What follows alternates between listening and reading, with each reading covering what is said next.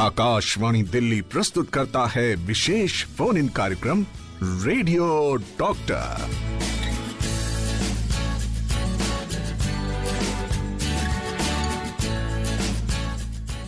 श्रोताओं नमस्कार। Akashvani FM rainbow Delhi 102.6 megahertz पर आप सभी का बहुत बहुत स्वागत है। दोपहर के 3 बज गए हैं और रोजाना की तरह आपका पसंदीदा कार्यक्रम रेडियो डॉक्टर लेकर मैं नेहा बिल्कुल स्टूडियो में हाजिर हूं। इस विशेष फोन इन कार्यक्रम में आप सभी का बहुत बहुत स्वागत है। श्रोताओं, हम इस कार्यक्रम में बात करते हैं आपकी सेहत के बारे में और आज एक बहुत ही गंभीर और बहुत ही महत्वपूर्ण विषय लेकर हम इस कार्यक्रम में शामिल हो रहे हैं।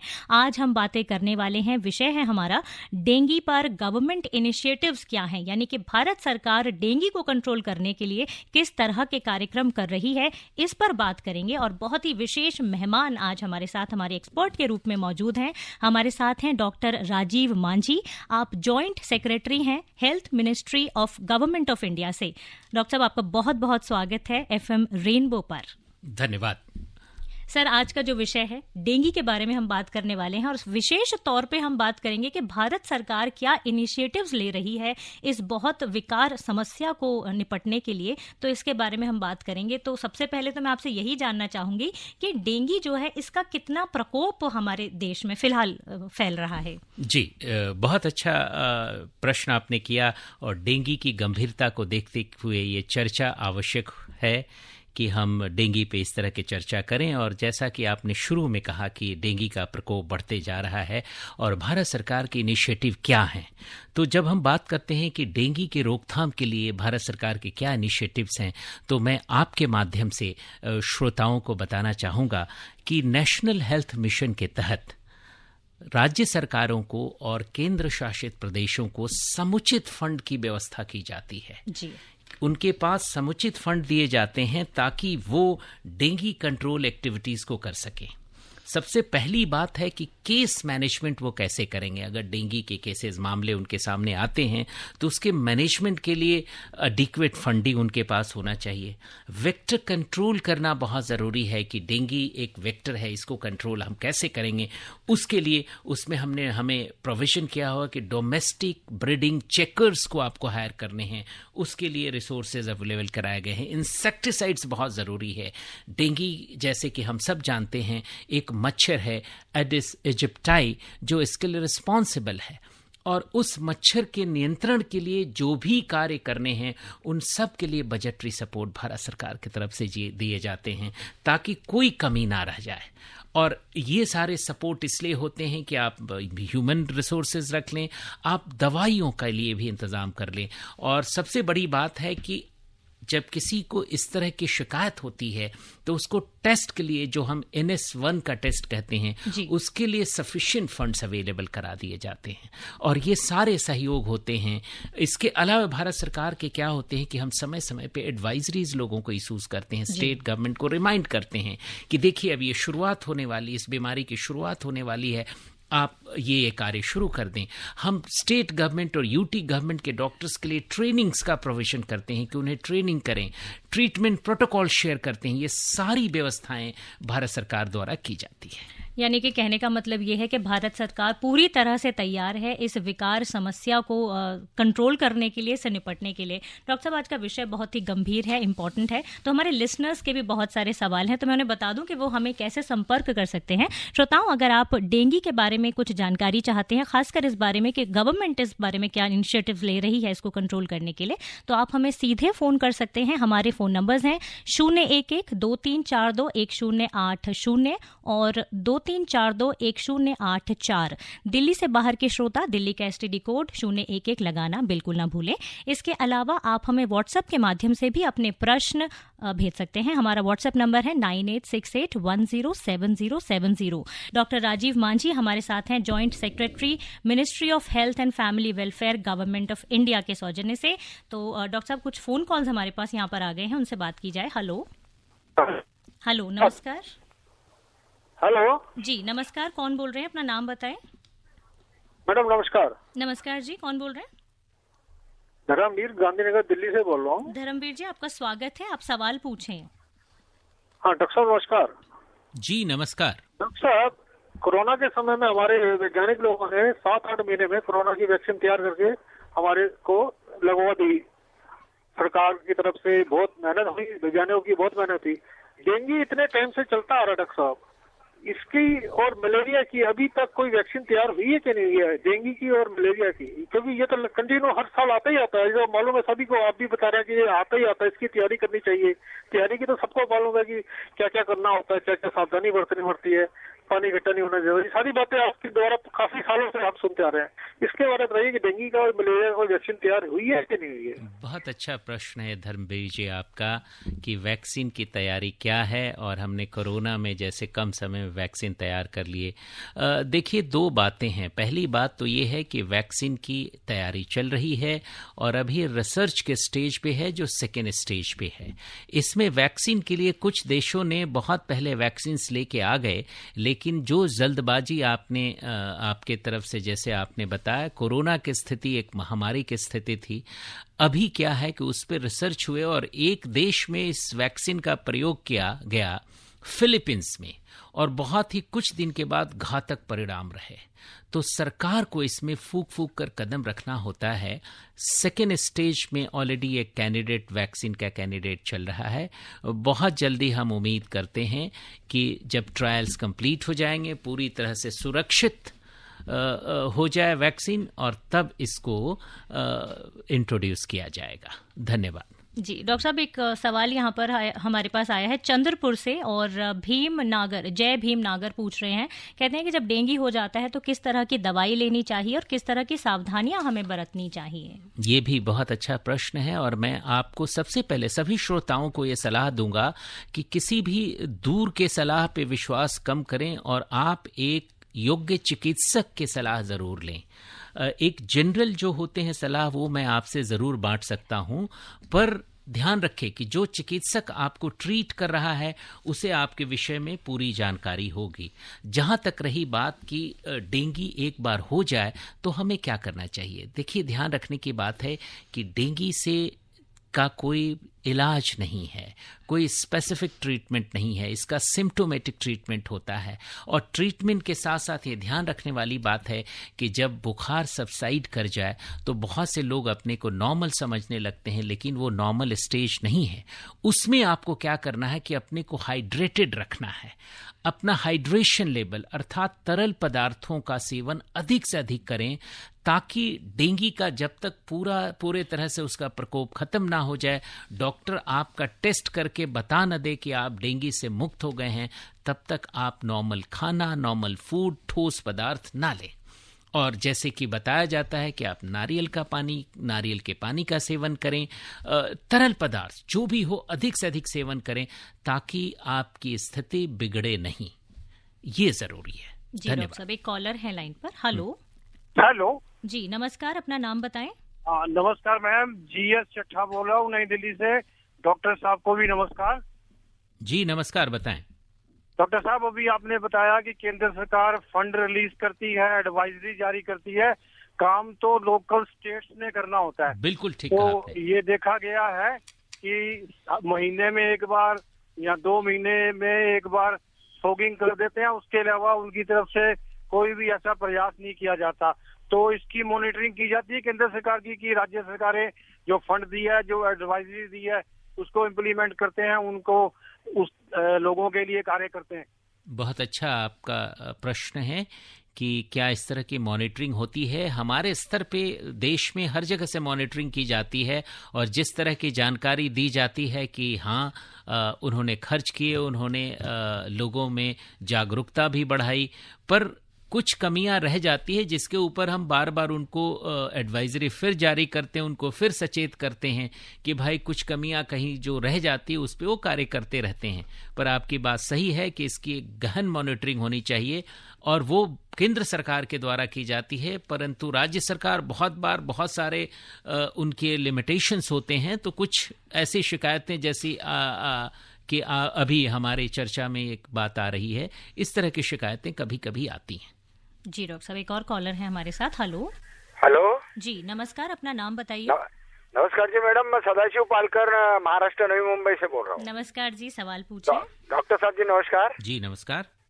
डॉक्टर साहब जी, ये डेंगू जो होता है तो हमें कैसा पता चलेगा कि हमें डेंगू हुआ कि नहीं, और उसके लक्षण क्या होते, क्या सावधानी बरतनी चाहिए? बहुत बढ़िया, बहुत अच्छा प्रश्न आपका है कि डेंगी कैसे होता है और लक्षण क्या है। देखिए, डेंगी कैसे हुआ, सबसे पहला प्रश्न तो है कि इसका टेस्ट करा लेना चाहिए।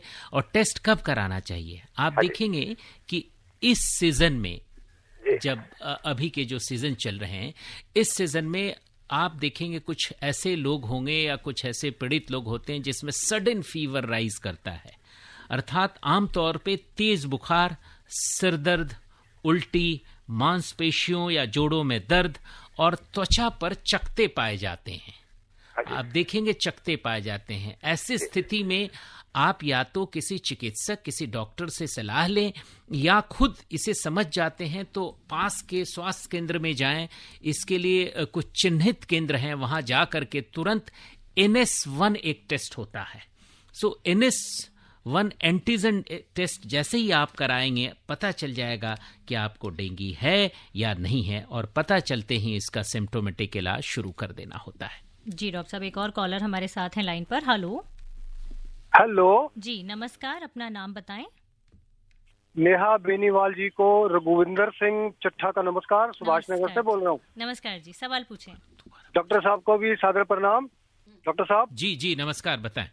अक्सर ये एडवाइजरी जारी की जाती है कि डेंगू जो है वो साफ पानी में और खड़े हुए पानी में पनपता है जी। तो ये, और वो कहते हैं कूलर में अपना पानी साफ रखो, टायर में पानी इकट्ठा मत होने दो और पानी मत भरने दो। लेकिन कोई ये एडवाइजरी नहीं करता कि हमारे जो AC होते हैं, चाहे वो विंडो हो चाहे स्प्लिट हो, उससे जो पानी गिरता है वो भी एक किसी बकेट में इकट्ठा होता रहता है, उसमें भी तो फिर मच्छर पैदा हो सकते हैं। बिल्कुल तो उसके बारे में बिल्कुल आपकी बात सही है और मैं सहमत हूं। उसमें भी ये एडिस एजिप्टाई के मच्छर ब्रीड कर सकते हैं, और उसे भी लोगों को सलाह दिए जाते हैं कि भाई आप उसे भी साफ रखें।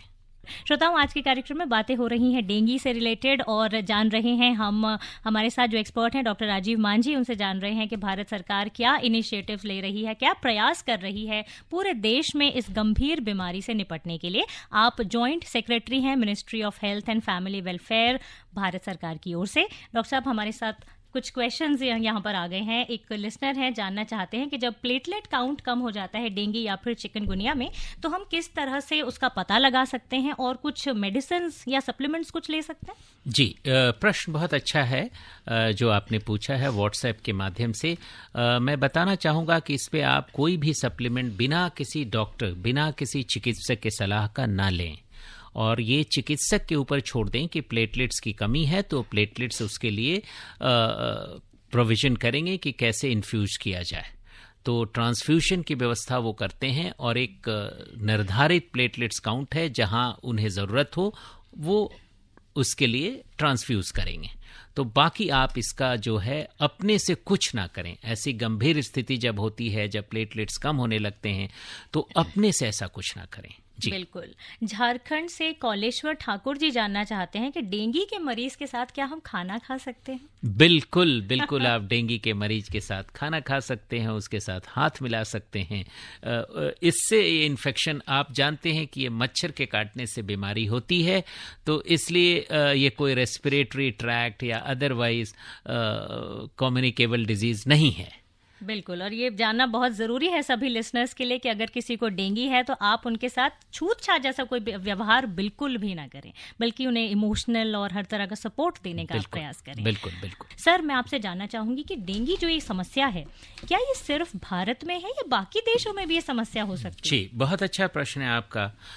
डेंगू की बीमारी विश्व के लगभग 129 देशों में पाई जाती है। ये अक्सर लोग कहते हैं कि केवल भारत में बीमारी है, जो सही नहीं है। और अगर हम विश्व के परिप्रेक्ष्य में इसकी चर्चा करें तो मैं बताना चाहूँगा कि ब्राज़ील, पेरू और बोलिविया में डेंगू के सबसे अधिक मामले रिपोर्ट किए जाते हैं। इसका मतलब ये नहीं कि भारत सरकार को कुछ कम सशक्त रहने की ज़रूरत है या प्रयास करने की ज़रूरत है। हमारे प्रयास बाकी देशों से अधिक हो, हमारी कोशिश रहती है कि देश में डेंगू के प्रकोप को कितना कम कर सके, हम डेंगू से कितना बचाव कर सके, ये हमारी कोशिश हमेशा से रहती है।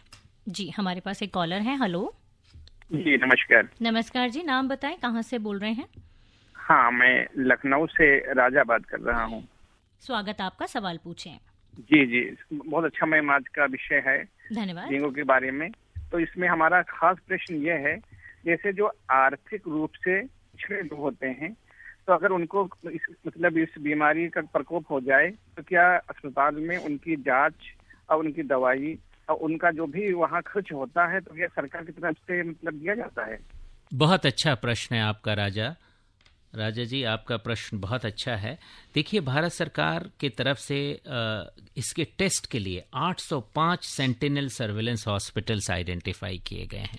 17 अपेक्स रेफरल लेबोरेटरीज हमारे हैं और उसमें कहीं पे जा कर के आप टेस्ट करा सकते हैं, पर अक्सर लोग जल्दी करके कहीं और टेस्ट करा लेते हैं। इसके अलावा राज्य सरकार के पास, जैसा कि मैंने शुरू में बताया था, कि एडिक्वेट फंडिंग हम करते हैं कि आप मुफ्त में लोगों को इसकी सुविधा उपलब्ध कराएं, और इसकी मुफ्त में सुविधा उपलब्ध होती है। आप किसी भी सरकारी अस्पताल में जाएं, इसके लिए जो भी करना होगा सरकार की तरफ से किए जाते हैं। जो भी उचित कार्रवाई होती है, जो भी दवाइयाँ नेसेसरी मेडिसिन हैं, वो सब दिए जाते हैं। कुछ दवाइयाँ, जैसा कि मैंने आपको बताया कि इसका सिम्टोमेटिक ट्रीटमेंट है, आप समझिए इस बात को।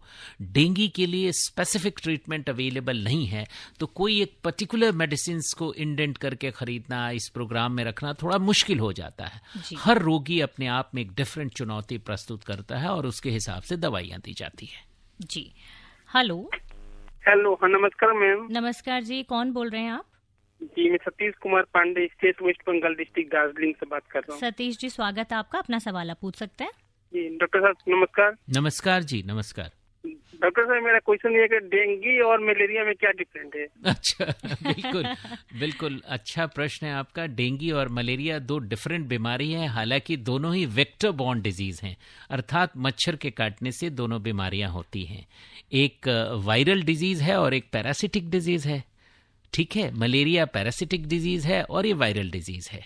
मलेरिया में चुनौतियां अब उतनी नहीं रह गई है जितना डेंगू में चुनौती है, तो ये मुख्य रूप से ये अंतर होते हैं। सर, मेरा भी एक सवाल है यहाँ पर। जी। जैसे कि इन्होंने पूछा, तो मैं जानना चाहूंगी कि डेंगू हो या कोई भी वेक्टर बॉर्न जो डिजीज होती है, वो क्या किसी खास उम्र के लोगों को ज्यादा हो सकती है या किसी को भी हो सकती है, बच्चे से लेके एक वृद्ध व्यक्ति तक? बिल्कुल नेहा जी, आपका भी प्रश्न सही है। डेंगू या कोई भी वेक्टर बॉर्न डिजीजेज भारत में खासकर 6 most prevalent vector borne diseases हैं, और उन 6 वेक्टर बॉर्न डिजीजेस की अगर चर्चा हम करें तो मलेरिया है, फाइलेरिया है, डेंगू है, चिकनगुनिया है, ये काला आजार है, इन जापानीज एनकेफेलाइटिस है। ये सभी बीमारियां किसी भी उम्र के लोगों को किसी भी उम्र में हो सकती है, तो इसका कोई स्पेसिफिक एज नहीं है। ऑलराइट, एक लिसनर है लाइन पर। हेलो। हेलो जी, कौन बोल रहे हैं? जी, रंजन बोल रहा हूँ जी। अपना नाम बता दिया आपने, आप कहाँ से बोल रहे हैं ये भी बताएं। जी, मैं इधर नई दिल्ली से बोल रहा हूँ। मैं फार्म हाउस में माली का काम करता हूँ। बहुत अच्छी बात है, आप सवाल पूछ सकते हैं। हाँ जी, हमारे यहाँ क्या है जी, मच्छर बहुत ज्यादा होते हैं, तो हम लोगों को बहुत परेशानी होती है जी। तो मैं जानना चाहता हूँ, क्या इसके लिए कोई बचाव है? मच्छरों से जो है बहुत परेशान हो जाते हैं गर्मी महीना में और बारिश में। बहुत अच्छा प्रश्न है आपका। देखिए, सबसे बड़ी बात है कि मच्छरों से बचाव के लिए बहुत सारे तरीके हैं। अगर आप माली का काम करते हैं, किसी शहरी क्षेत्र में हैं, तो वहाँ के म्युनिसिपैलिटी को ज़रूर इसकी सूचना कराएं कि आपके यहाँ बहुत अधिक मच्छर हैं। जहाँ तक आपका प्रश्न है, आपने अच्छा किया है प्रश्न किया, और हमारे जितने भी श्रोता इसको सुन रहे हैं, मैं एफएम रेडियो के माध्यम से सबसे आग्रह करना चाहूँगा कि देखिए, बचाव सबसे बढ़िया तरीका है। बचाव करने के लिए आपको ज़रूरी है कि स्वयं के बचाव के लिए क्या करना है। आपको एक तो पूरी बाजू के कपड़े पहने, कोशिश करें पूरे शरीर को ढकने वाले, दिन के समय में जब आप कार्य करते हैं। और ये मच्छर जो है मुख्य रूप से सुबह शाम थोड़ी ये काफ़ी इनकी एक्टिविटी बढ़ जाती है।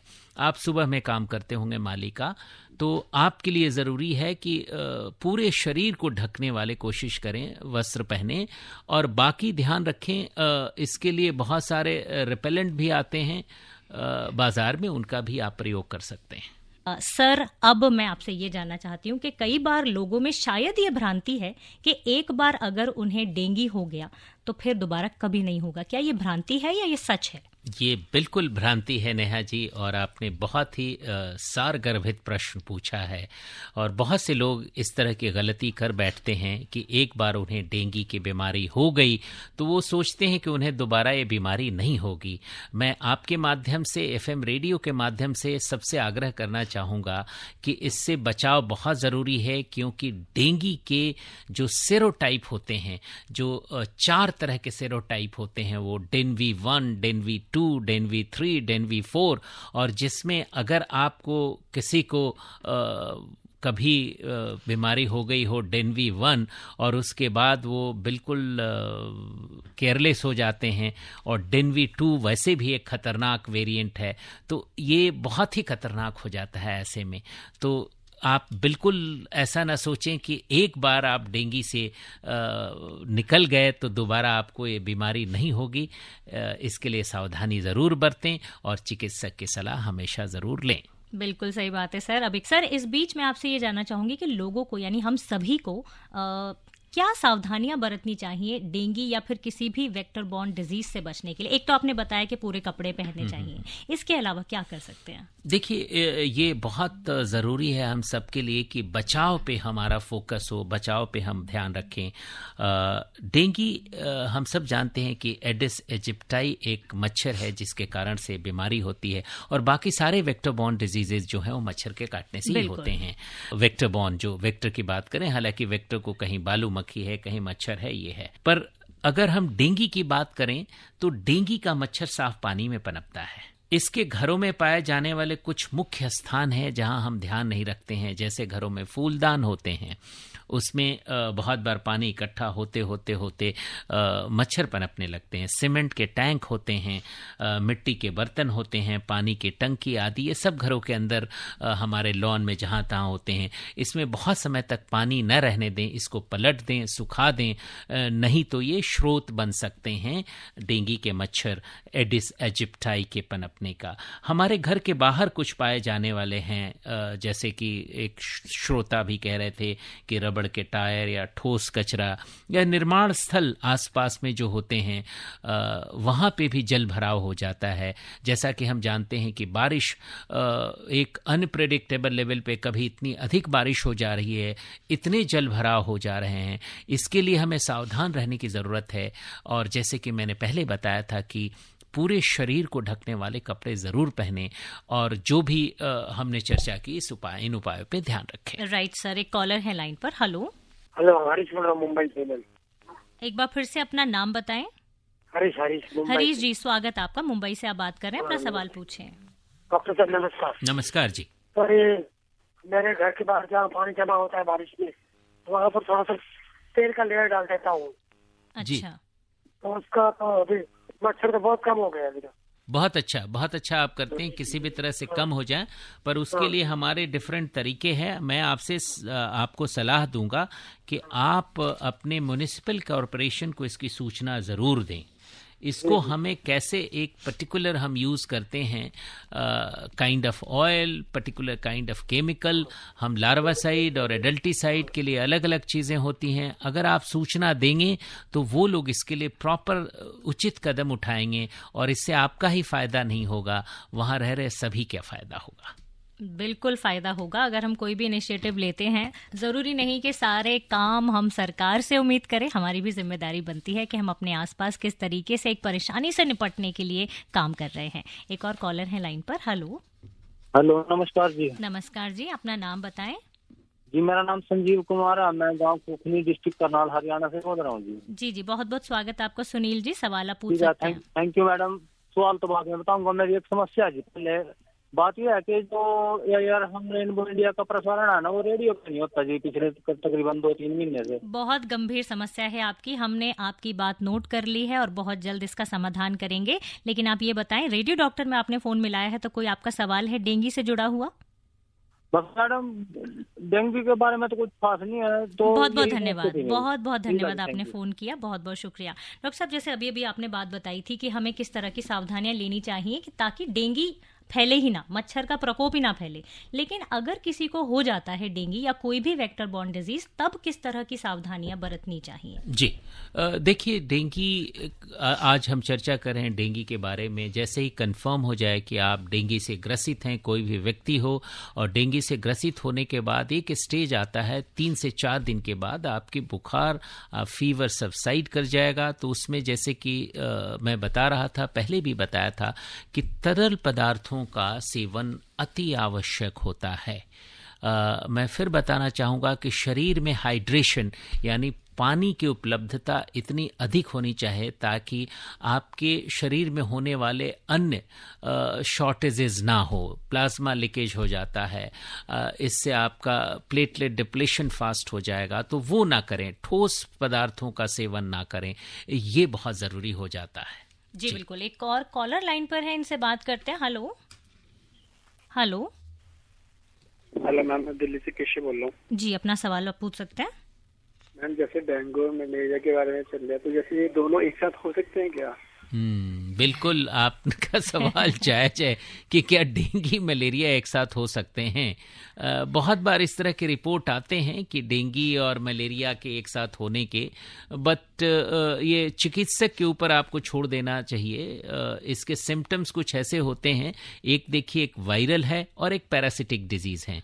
तो दोनों, जैसे किसी कॉलर ने, किसी श्रोता ने पूछा था, ये दोनों अलग अलग डिजीज हैं और दोनों के आगे पीछे होने की संभावना हो सकती है। जी सर, मेरा एक सवाल है यहाँ पर कि जैसे कहा जाता है कि कुछ मच्छर ऐसे होते हैं जो दिन में काटते हैं तो आपको ये वेक्टर बॉर्न परेशानी हो जाती है, और कुछ रात में काटते हैं। तो डेंगू का मच्छर किस समय ज्यादा तंग करता है? बिल्कुल, ये सवाल बड़ा अच्छा है आपका। डेंगू का मच्छर, नॉर्मली जो स्टडीज हैं उसके बारे में बताते हैं कि ये दिन में काटने वाले मच्छर होते हैं, और यही वजह है कि दिन में बहुत लोग जो सोते हैं वो मच्छरदानी का प्रयोग नहीं करते हैं। उन्हें हम सलाह देते हैं कि अगर आप दिन में सोते हैं घंटे 2 घंटे, तो दिन में भी मच्छरदानी का प्रयोग जरूर करें। अधिकतर इसके मामले सुबह और शाम में होते हैं इस मच्छर के काटने के। जी धन्यवाद सर। हेलो जी, कौन बोल रहे हैं? हाँ, मैं जितेंद्र पाटिल महाराष्ट्र से बोल रहा हूँ मैडम। जी जितेंद्र जी, अपना सवाल पूछें आप। मैडम, डेंगू का अभी तो इलाज चालू है पूरा अपने भारत में, उससे ज्यादा बचाव करने का क्या करना पड़ेगा मैडम, ज्यादा बचाव उससे बचने के लिए? हाँ, जैसा कि पाटिल साहब, मैंने आपको बताया डेंगू से बचाव के जो अभी उपाय मैंने बताए थे बहुत सारे। पहली बात है कि देखिए, डेंगू के मच्छर को पनपने ना दें, सबसे पहली बात होती है, जिसको हम कहते हैं लार्वा नियंत्रण, कि डेंगू का लार्वा ही नहीं बने, जिससे मच्छर बनेगा, और मच्छर न बने तो बीमारी नहीं आएगी। तो घर के आसपास बर्तनों के में पानी जमा ना होने दें और कीटनाशकों का प्रयोग करें। आप स्वयं से नहीं, आप अपने पास के उपचार केंद्र या पीएचसी या म्युनिसिपैलिटी अथॉरिटी को बताएं, वो लोग करें।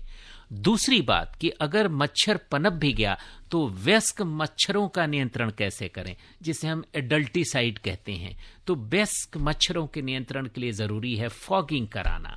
उसके लिए जैसे कि शुरू में हमने बताया कि इनिशिएटिव सरकार की क्या है, इसके लिए हमने प्रोविजंस कर रखे हैं, स्टेट गवर्नमेंट के साथ फंडिंग कर रखी है कि आप पायरिथेरियम, कुछ हमारे केमिकल्स होते हैं, या मैलेथियन फॉगिंग कराएं, स्प्रे कराएं इसका, जिससे कीटनाशकों का अंत हो सके। तो ये 2 काम करना बहुत ज़रूरी होता है, ताकि न इसका कारण रहे, सोर्स ना रहे, तो ये बीमारी हो ही नहीं सकती। ये आपको करना चाहिए। धन्यवाद सर। जैसे कि हम गवर्नमेंट इनिशिएटिव्स के बारे में आज विशेष रूप से बात कर रहे हैं कि भारत सरकार क्या प्रयास कर रही है, तो ऐसे में कोई ऐसा खास दिन मनाया जाता है जब डेंगू को लेकर बहुत ज्यादा जागरूकता फैलाने का इनिशिएटिव लिया जाता है? बिल्कुल, बहुत अच्छा प्रश्न है आपका। मैं आपको बताना चाहूँगा कि शुरू में जैसे मैंने बताया था कि केंद्र सरकार की तरफ से कोई दिन निर्धारित नहीं है। राज्य सरकार अपने स्तर पे एक दिन निर्धारित करते हैं, हर राज्यों में अलग अलग है। जैसे दिल्ली में आपने देखा होगा कि इन्होंने संडे, रविवार का दिन निर्धारित किया था। उसी तरह पश्चिम बंगाल में एक दिन निर्धारित किया जाता है। हम सलाह देते हैं सबको और सबको बताते हैं कि एक दिन को आप ड्राइंग डे रखिए, यानी कि जो बर्तन जिसमें पानी आप रखते हैं उसको सुखाने का, तो उसको हम ड्राइंग डे कहते हैं। कोई एक दिन इस समय में ड्राइंग डे रखना चाहिए कि जहाँ कहीं भी पानी इकट्ठा हो उसको पलट दें, और उसको अगर 5 से 10 मिनट हम दें तो इससे बहुत बचाव हो सकता है। और उसको धूप में सुखाएं और बहुत अच्छे से हम ये करें। और भी अच्छी बात होगी। सर, हमारे पास बहुत सारे प्रश्न भी आ रहे हैं, लेकिन कुछ मेरे भी यहाँ पर सवाल हैं। सबसे पहले तो मैं आपसे यही जानना चाहूंगी कि जब हम सिम्टम्स की बात करते हैं तो आपने कहा कि बुखार होता है, लेकिन ऐसे में कुछ और भी ऐसा सिम्टम है जो बहुत गंभीरता से किसी भी डेंगू ग्रस्त व्यक्ति को परेशान करता है, जैसे कि दर्द है या इस तरह का कुछ होता है? देखिए, जैसा कि मैंने पहले बताया था आपको कि इसमें तेज बुखार के साथ सिर दर्द, उल्टी, मांसपेशियों या जोड़ों में दर्द और त्वचा पे चकत्ते पड़ जाते हैं। इसमें दर्द इस तरह के लोग अनुभव करते हैं जैसे लगता है कि बिल्कुल शरीर काम नहीं कर रहा है और एकदम अपने को मॉर्बिड कंडीशन में पाते हैं। तो ये स्थिति बनती है कोविड की बीमारी में। जी। अब हमारे पास कुछ कॉलर्स हैं लाइन पर, उनसे बातचीत करते हैं। मैडम, आपको नमस्कार। नमस्कार जी, कौन बोल रहे हैं? डॉक्टर साहब को भी नमस्कार। मैं राम इकबाल यादव बोल रहा हूँ जी। सवाल पूछें। मैडम, डॉक्टर साहब जो बोल रहे हैं गांव एरिया में क्या है, म्यूनिसिपल का ये रहता नहीं है, और जो गांव में सफाई कर्मी रखे हैं राज्य सरकार, और लोग तो सुनते नहीं, कोई दवा देते नहीं है। तो इससे अच्छा डॉक्टर साहब को कोई ऐसी प्रैक्टिकल दवा बतानी चाहिए कि कम से कम गाँव खेड़े में वो लोग लाके वो। हेलो। हाँ जी, एक बार फिर से अपना सवाल पूछें आप। मैं ये बोल रहा हूँ, गांव एरिया में डॉक्टर साहब ने अभी क्या बोला, आप म्यूनिसिपल को कंप्लेन कीजिए, वहाँ से दवा मिलता है, छिड़काव कीजिए। पर जो गांव एरिया जहाँ महानगर पालिका नहीं है, वहाँ के लिए दिक्कत है कि जो सफाई कर्मी राज्य सरकार ने गांव में रखे, वो सफाई कर्मी तो कभी दिखते ही नहीं, कुछ करते नहीं है जी। और ब्लॉक से हमको दवा मिलती नहीं है, उनको शिकायत भी करो तो कोई सुनते नहीं है। तो कोई ऐसी दवा डॉक्टर साहब को बतानी चाहिए जो कि हम लोग भी खरीद के लाके छिड़काव कर सके, ऐसी दवा कुछ है? जी, अच्छा प्रश्न है आपका। और नॉर्मली हम नहीं चाहते हैं कि जनता में आप ऐसे दवा ला करके छिड़काव करें, पर जहां म्युनिसिपैलिटी नहीं है, ये आपने ठीक ही बताया, जहां म्युनिसिपैलिटी नहीं है, पंचायत है, वहां आप जिला में अपने जिला अस्पताल को, वहां पे इसकी टीम होती है। वेक्टर डिजीज कंट्रोल प्रोग्राम के तहत इसकी टीम है और टीम के लोगों को तक ये जानकारी पहुंच जाए। और आपके यहाँ डेंगू के मच्छर का प्रकोप है तो उसके लिए वो फॉगिंग खुद कराते हैं, परंतु ज़रूरी है कि आप वहाँ तक जानकारी इसे पहुँचाएं।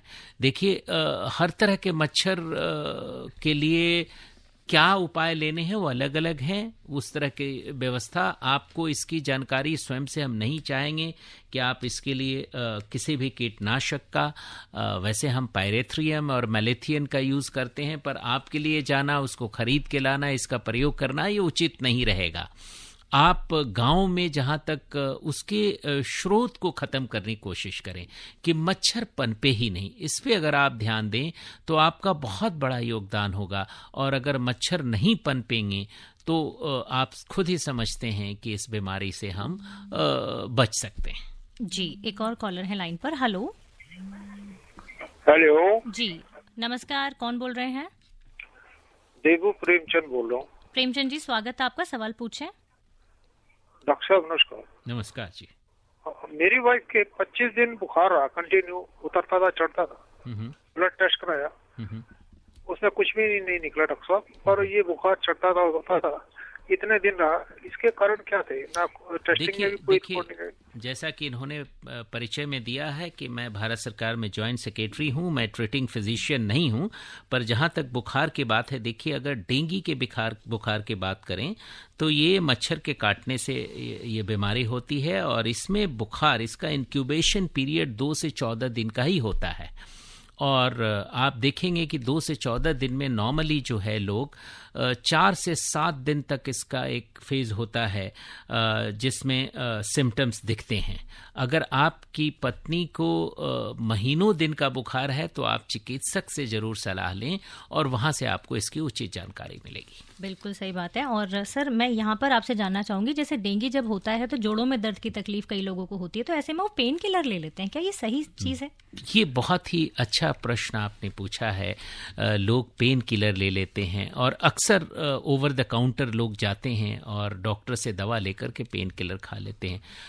मैं चाहूँगा नहीं किसी को डेंगू की बीमारी हो, लेकिन अगर डेंगू की वजह से आपको पेन है, आपको बुखार है और उसमें आपने पेन किलर लिया तो ये घातक हो सकता है। ये घातक इसलिए हो सकता है कि पेन किलर जो है इसमें आपके प्लेटलेट को बहुत तेजी से नीचे कर देगा। नॉर्मली क्या होता है कि लोग पेन किलर्स ले लेते हैं या नॉन स्टेरॉइडल जो होते हैं कुछ एंटी इन्फ्लेमेटरी ड्रग्स जिसे हम कहते हैं NSAIDs, ये सारे या बहुत से झोला छाप डॉक्टर्स होते हैं, ये तुरंत पकड़ा देते हैं। और ऐसी स्थिति में क्या होता है कि वो आदमी डेंगू के ऐसे स्टेज में पहुंच जाता है जहां प्लेटलेट्स काउंट बहुत कम हो जाते हैं और स्थिति गंभीर होने लगती है। तो ऐसी गलती कृपया न करें। इस समय में खासकर अगर तेज बुखार हो तो आप पैरासीटामोल, आप चिकित्सक से सलाह लें। मैं तो आपको कहूँगा चिकित्सक से सलाह लें। और इसकी पूरी भारत सरकार के द्वारा, राज्य सरकारों के द्वारा प्रशिक्षण करा दिए गए हैं। और वो सबसे पहले तेज बुखार में आज के समय में आपका टेस्ट करना चाहते हैं कोई भी डॉक्टर। कुछ लोग चाहते हैं कि डॉक्टर्स टेस्ट क्यों करा रहे हैं, हमें दवा क्यों नहीं दे रहे हैं, पर ध्यान रहे इसका टेस्ट कराना बहुत ज़रूरी है और ये मुफ्त में उपलब्ध है। PHC, CSC पे हमने NS1 के किट्स दे रखे हैं, तो ये मुफ्त में हो जाएगा। अगर आपको जल्दी है, आप चाहते हैं और आप अफोर्ड कर सकते हैं तो आप वैसे भी करा लें, पर NS1 का टेस्ट बहुत ज़रूरी है ताकि आपको कोई ऐसी दवा न दे दी जाए जिससे ये बीमारी खतरनाक हो जाए। सर, हालांकि समय बहुत कम है हमारे पास, लेकिन फिर भी मैं आपसे जानना चाहूंगी डेंगू कितना खतरनाक है, कितना जानलेवा हो सकता है ये? बहुत अच्छा प्रश्न है कि डेंगू कितना खतरनाक है। जैसे कि अभी आपने पूछा कि कुछ लोग ओवर द काउंटर खुद ही जाकर के पेन किलर्स ले लेते हैं या कुछ गांव के डॉक्टर होते हैं जो non steroidal anti inflammatory drugs दे देते हैं। इन दोनों स्थिति में डेंगू खतरनाक हो सकता है। अगर इस तरह की आपने गलती की और आप के प्लेटलेट्स कम होने शुरू हो गए और एक ऐसी स्थिति आ जाती है और आप डॉक्टर्स के पास नहीं जा पाते हैं तो ये गंभीर स्थिति में पहुंच जाती है। मैं एक बार फिर कहूंगा कि डेंगू होने के बाद आप तरल पदार्थ का सेवन अधिक से अधिक करें, परंतु ध्यान रहे इसमें भी एक केविएट है कि जो लोग लीवर, किडनी और हार्ट के पेशेंट हैं उनको आंख बंद करके आप बहुत तरल पदार्थ ना दें, नहीं तो ये किडनी की बीमारी और अन्य बीमारियां भी हो सकती है। इसलिए बार बार मैं हर प्रश्न के जवाब में आपसे आग्रह कर रहा हूं कि चिकित्सक की सलाह के बिना आप कोई भी दवा ना लें। बिल्कुल, एक प्रशिक्षित चिकित्सक के पास आप जरूर जाएं। आपसी बातों में आप ना फंसें। इलाज अपने आप खुद बिल्कुल भी ना करें। ओवर द काउंटर मेडिसिन आपको नहीं लेनी चाहिए। सर, चलते चलते मैं आपसे ये जानना चाहूंगी कि हमारे जो लिसनर्स हैं, जब डेंगू जैसी समस्या की वो जानकारी मुहैया करना चाहते हैं तो कोई ऐसी वेबसाइट है भारत सरकार की ओर से या किसी राज्य सरकार की ओर से कि जहां पर वो कोई हेल्पलाइन के जरिए कांटेक्ट कर सकते हैं, जानकारी पा सकते हैं या फिर शिकायत दर्ज करा सकते हैं अपने एरिया के बारे में? जी, बहुत अच्छा प्रश्न है कि क्या ऐसी कोई जानकारी मिल सकती है। हर राज्य में, अगर मैं दिल्ली की बात करूं तो दिल्ली में NDMC, SDMC के अपने पोर्टल्स बने होंगे, वेब पोर्टल्स बने हैं, उसमें जाकर इसकी जानकारी ले सकते हैं और कहाँ शिकायत करनी है, क्या नहीं करने हैं। इसी तरह बाकी राज्यों में भी इस तरह के फ़ोन नंबर्स तक लोगों ने दिए हैं और उसके जब आप देखेंगे बहुत जगह IEC के कार्यक्रम चलते हैं, लोगों अखबार के माध्यम से या अन्य किसी माध्यम से लोगों में जागरूकता बढ़ाया जाता है और जागरूकता जब हम बढ़ाते हैं तो उसके नीचे एक फ़ोन नंबर लिखा आता है। तो ये सारे उपलब्ध हैं हर राज्यों में।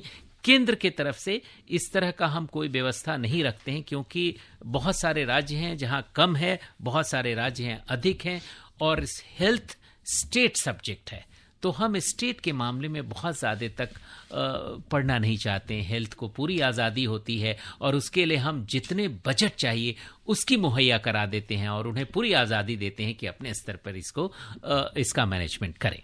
बिल्कुल सही बात है सर, और यहाँ पर लोगों की भी बहुत बड़ी जिम्मेदारी बनती है कि वो जागरूक रहें और अपनी तरफ से जो प्रयास कर सकते हैं वो उनको करने चाहिए एक रिस्पॉन्सिबल सिटीजन के तौर पर।